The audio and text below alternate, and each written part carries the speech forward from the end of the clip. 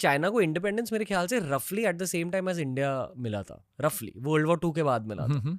पर जिस तरह की ग्रोथ चाइना ने देखी, स्पेशली 80s और 90s के बाद, कोई और देश ने नहीं देखी ऐसी ग्रोथ। हाँ बिल्कुल। और ये एक बहुत इंपॉर्टेंट बात है कि अगर आप देखें कि चाइना और जो इंडिया था, उनकी जो पर कैपिटा इनकम, हमने उसके बारे में बात करी, वो 1980s तक लगभग एक ही थी। उसके बाद हमारी भी इकोनॉमी ने इम्प्रूवमेंट करी, पर हमारा पर कैपिटा इनकम जो है $3,000 तक पहुंचा। चाइना का पर कैपिटा इनकम आज $10,000 से ऊपर हो गया है। जी। तो इन टर्म्स ऑफ जो बिग गैप जो है, इनफैक्ट वो 1980s के बाद 1970s तक इंडिया और चाइना का जो पर कैपिटा इनकम थी वो लगभग एक ही थी।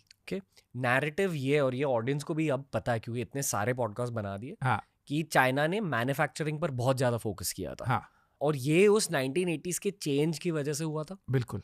तो एक और नैरेटिव है कि भारत को अभी एक मैन्युफैक्चरिंग ओरिएंटेड सोसाइटी बनना चाहिए। पॉलिटिशियंस आकर शो पर भी ये कह रहे हैं। और मेरे ख्याल से जो भारतीय एंटरप्रेन्योर्स मैन्युफैक्चरिंग पर फोकस करे, गवर्नमेंट भी उनकी हेल्प कर रही है। गवर्नमेंट भी ये चाहती है कि ज़्यादा मैन्युफैक्चरिंग के एंटरप्रेन्योर्स निकल के आए। रघुराम राजन सर आए थे शो पर, उन्होंने कहा कि यार ये मैन्युफैक्चरिंग ना भारत की स्ट्रेंथ नहीं है, हमारी स्ट्रेंथ है सर्विसेज। इसे सर्विसेज बिजनेसेस पर फोकस करने चाहिए। पहले तो ये पूछना चाहूँगा कि आपकी राय क्या है इस मैन्युफैक्चरिंग वाले एंगल को लेकर। और दूसरी चीज़ आपको चाइना के बारे में पूछना चाहूँगा कि क्या सीख सकते हैं हम चाइना से भारतीय होने के नाते। राइट। तो एक बात है कि हम दोनों चीज़ पर फोकस कर सकते हैं। एक या मतलब दोनों से नहीं करने की बात है कि थोड़ा मैन्युफैक्चरिंग भी करें, थोड़ा सर्विसेज भी करें।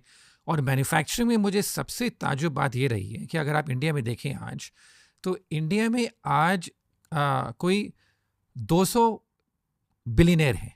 अब बिलियनर लोग वो होते हैं जिनकी नेटवर्थ $1 बिलियन से ज़्यादा हो। दुनिया भर में 3,000 ऐसे बिलियनर हैं। हमारा इसमें तीसरा नंबर आता है। अमेरिका नंबर 1, चाइना उसके बाद इंडिया। हाँ, तो हमारी जो इकोनॉमी है 5th लार्जेस्ट है, पर जो बिलियनर्स हैं हमारे देश में, वो अगर हम 200 बिलियनर पर जाएं तो 3rd लार्जेस्ट है दुनिया भर में। सबसे इंपॉर्टेंट बात ये रही है कि पिछले 5 साल में अगर देखें तो मैक्सिमम नंबर ऑफ बिलियनर्स जो इस कंट्री में आए हैं वो मैन्युफैक्चरिंग सेक्टर से आए हैं। आज इंडिया में सबसे ज़्यादा बिलियनर्स जो हैं वो मैन्युफैक्चरिंग के हैं। तो इंडिया में मैन्युफैक्चरिंग की क्षमता है, पर हमने इसका पूरा पोटेंशियल अभी तक एक्सप्लॉइट नहीं किया है। दूसरी बात ये भी है कि सर्विसेज भी हमारी स्ट्रेंथ है, तो हम दोनों इंजन पे फायर कर सकते हैं। एक या दूसरे से फायर करने से कुछ ज़्यादा होगा नहीं। सरकार का काम ये नहीं है कि हम ये करेंगे वो करेंगे। सरकार का काम है कि जो इकोसिस्टम है वो आप सही क्रिएट करिए, उसके बाद जहाँ पर भी एंटरप्रेन्योर को अपॉर्चुनिटी देखे वो जाएगा। जो भी चाइना में 80s में हुआ, हाँ, क्या अगले 10 सालों में भारत में भी होगा? बहुत मुश्किल बात है, क्योंकि चाइना के बारे में हम ये समझते नहीं हैं। 2 बात। एक कि जो चाइना को हम सोचते हैं कि वो एक कम्युनिस्ट कंट्री है और चाइना ने जाके जो है उनका जो गवर्नमेंट है उन्होंने वो सारा इकोनॉमी कंट्रोल करती है। ये बिल्कुल गलत बात है, क्योंकि चाइना ने क्या किया 1980s और 1990s में कि जो उसके पहले 1970s में चाइना की जो पूरी इकोनॉमी थी वो गवर्नमेंट चलाती थी। चाइना में अगर आपको घर भी खरीदना होता था तो वो आप नहीं खरीद पाते थे।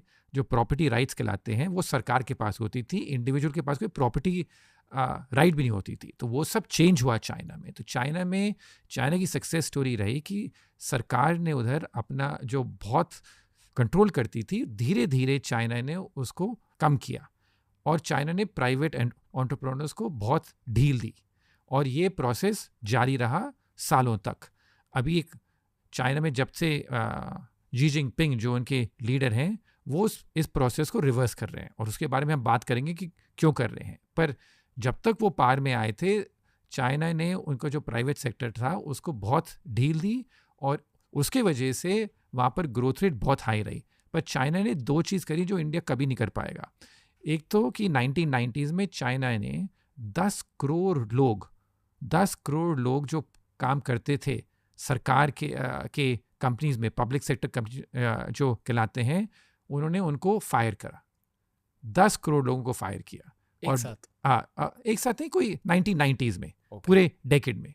और उनको बोला कि जाओ जहाँ पर भी तुम्हें काम मिले लो, जिसी भी प्राइवेट सेक्टर में काम मिले लो। और सेकंड चीज़ कि चाइना ने बोला कि हम लोगों को कोई वेलफेयर नहीं देंगे, कि अगर आपकी आमदनी नहीं हो रही और आपको घर बैठना है, घर बैठो, पर आपको जो काम करना है करो। तो in a way it was a form of, मैं कहलाता हूँ रूथलेस कैपिटलिज्म। कोई वेलफेयर स्टेट नहीं था जैसे इंडिया में कुछ मनरेगा है या कुछ और चीज़ दे रहे हैं। चाइना ने ऐसा कुछ नहीं किया। उन्होंने बोला कि जहाँ नौकरी मिले जाओ। और बहुत इंटरनल माइग्रेशन हुआ चाइना में, कि लोग गए इधर उधर गए, जो ईस्टर्न कोस्ट है जहाँ पर निवेश ज़्यादा होता है, वहाँ पर गए, एक्सपोर्ट किया, जो किया। मतलब बोला कि यार मेहनत करो, अभी घर पे मत बैठो। हाँ, आपको कुछ पैसे नहीं मिलने वाले गवर्नमेंट हाँ, से। एग्जैक्टली। सरकार आपकी कोई मदद नहीं कर रही, हम इकोसिस्टम क्रिएट कर रहे हैं इधर, कि हम रोड बना रहे हैं, ब्रिज बना रहे हैं, पोर्ट बना रहे हैं, कि जैसे आप काम कर पाओ। पर सरकार आपको घर बैठे कोई पैसे नहीं देगी, और आपको जो करना है कीजिए। और जो पब्लिक सेक्टर में इतने सारे लोग काम कर रहे थे और कुछ ज़्यादा पैसे नहीं बन रहा था, वहाँ पर 10 करोड़ लोगों को 1990s में चाइना ने निकाला। अब ये जो पॉलिसीज़ चाइना ने करी, ये हम इंडिया में कभी नहीं कर पाएंगे। तो इसलिए हमें ये सोचना कि हम 9, 10, 11% ग्रोथ ला पाएंगे, बहुत ही मुश्किल बात है। हम 6-7% करेंगे। अब इंडिया में क्या हो गया है कि पिछले 3-4 सालों में, और आपको इसके बारे में शायद आपको मालूम होगा, कि मैं चाइना पे काफ़ी बेरिश हो गया हूँ। चाइना की जो चीन की इकोनॉमी थे, ये हमने सब देखा कि इसने कितनी तरक्की करी, और इससे हम बहुत प्रभावित थे जब हम बड़े हो रहे थे। पर पिछले 5-6 सालों में चाइना ने भी काफ़ी गलतियाँ की हैं। एक तो कि जो प्रोसेस मैंने आपको समझाया, कि चाइना का जो सरकार है, इन्होंने बहुत डील दी प्राइवेट सेक्टर को। पिछले 5-6 सालों में चाइना की जो चीन की सरकार है, जी जिनपिंग के अंदर, ये वापस ज़्यादा हावी हो रही है, वापस ज़्यादा कंट्रोल ले रही है, क्योंकि इनको लग रहा है कि जो प्राइवेट सेक्टर की जो कंपनीज़ हैं एक्सेट्रा, ये थोड़े ज़्यादा ही बड़े हो गए हैं, और जो हमारी कम्युनिस्ट पार्टी है उसके लिए ये खतरा बन सकते हैं। तो इसलिए इन प्राइवेट सेक्टर कंपनीज पे चाइना की जो सरकार है ज़्यादा हावी हो गई है। एक तो वो है, और दूसरी बात चाइना में ये है कि अब जो उनकी पॉपुलेशन है, आबादी, वो अब घट रही है। ग्रोथ रेट कम नहीं हो रही, पॉपुलेशन घट रही है। और तीसरी बात मैं एक चीज़ और कहूँगा, कि बहुत कर्जे लिया है, और उस कर्जे को अब चुकाने के लिए वो काफ़ी मुश्किल से गुजर रहे हैं। जो उनकी लोकल गवर्नमेंट्स हैं, जो स्टेट गवर्नमेंट्स जैसे होती हैं, वहाँ पर उनको बहुत परेशानी हो रही है। तो ये जो 3 चीज़ें चाइना में हो रही हैं, इसकी वजह से चाइना का जो ग्रोथ रेट है वो बहुत घट चुका है। और मुझे लगता है कि अगले 10 साल में जो चाइना की एवरेज ग्रोथ रेट रहेगी, वो सिर्फ 2 या 3% रहेगी। तो अब देखिए, ये इंडिया के लिए कितना बड़ा अपॉर्चुनिटी है, पर हमें इसका राइट लेसन लर्न करना चाहिए। तो हमें जो चाइना ने पिछले 40 साल में किया, उससे हमें कुछ लेसन्स लर्न करने चाहिए, कि हम कैसे फॉरेन इन्वेस्टमेंट और लाएं, कैसे पॉलिसीज़ ऐसी करें कि कोई ज़्यादा परेशानी ना हो कोई निवेश के लिए। वो सब हमें चाइना से अभी सीखना चाहिए।